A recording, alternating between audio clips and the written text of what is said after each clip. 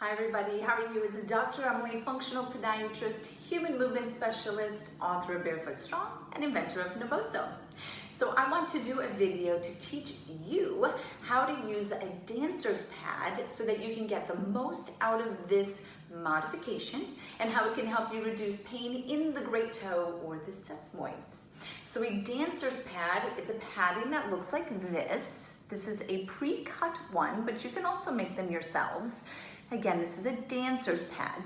Where I use dancer's pads in my office is for sesamoid issues. If a patient is coming in and they have sesamoiditis, maybe they have an acute sesamoid fracture, or we have a ligament or an inflammation surrounding those sesamoids and the sesamoid joint.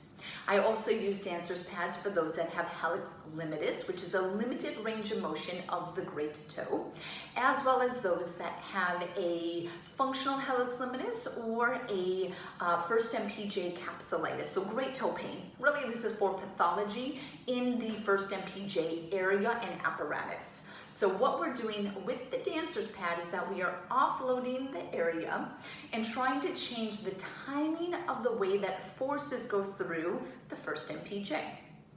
This is oftentimes a temporary treatment that I will use for my patients so that we can see how they respond to it. And then oftentimes if patients respond very well to the dancer's pad, you can easily build this into a custom orthotic. Now those that might have a transient inflammation in the great toe, these are something great that you can use.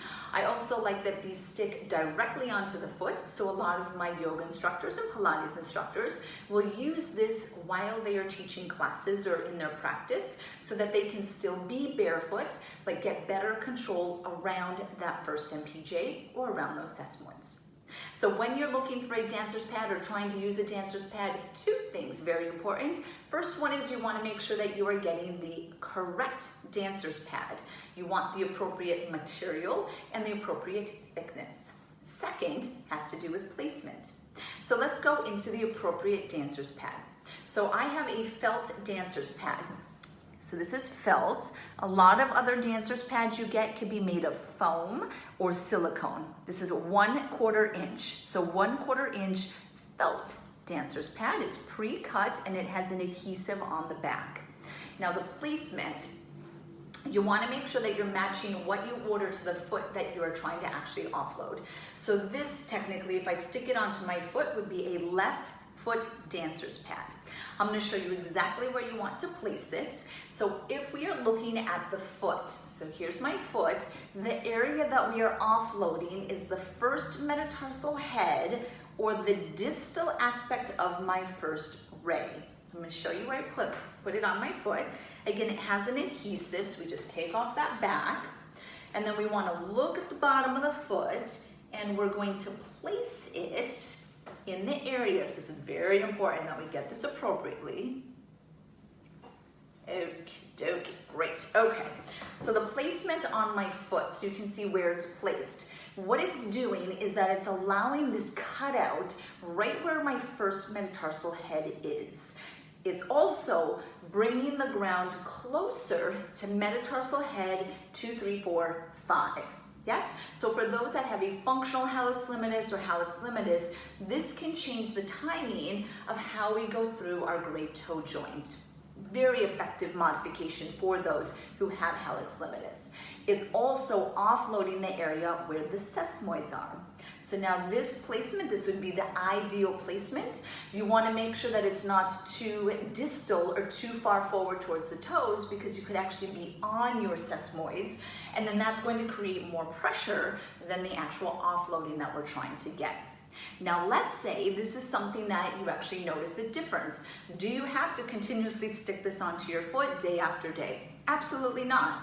What we do is we can either take the same over-the-counter felt dancer's pad and we would put it on our insoles.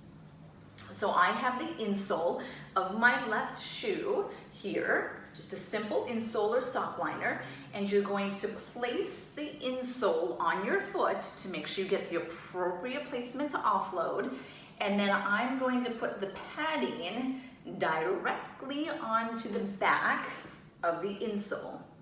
So this would be the front of the insole. This is how it's going to go into the shoe. On the back is where the placement of the dancer's pad is. So when I put this in my shoe, it's going to offload my first metatarsal head, my first ray, my sesamoids, without me feeling the ridges of the padding. Now, if you also like this and you want it from a more permanent perspective, this is super easy to put into a custom orthotic. It would actually not be called a dancer's pad then. That modification is often referred to as either a kinetic wedge or a reverse Morton's extension. So again, this is another one of my favorite paddings that I use in the office. I would say my two most common paddings that I use is the metatarsal pad and the dancer's pad. You will often know if this is going to help you right away. I hope that you enjoyed, that you found it beneficial, and always stay barefoot strong. Take care.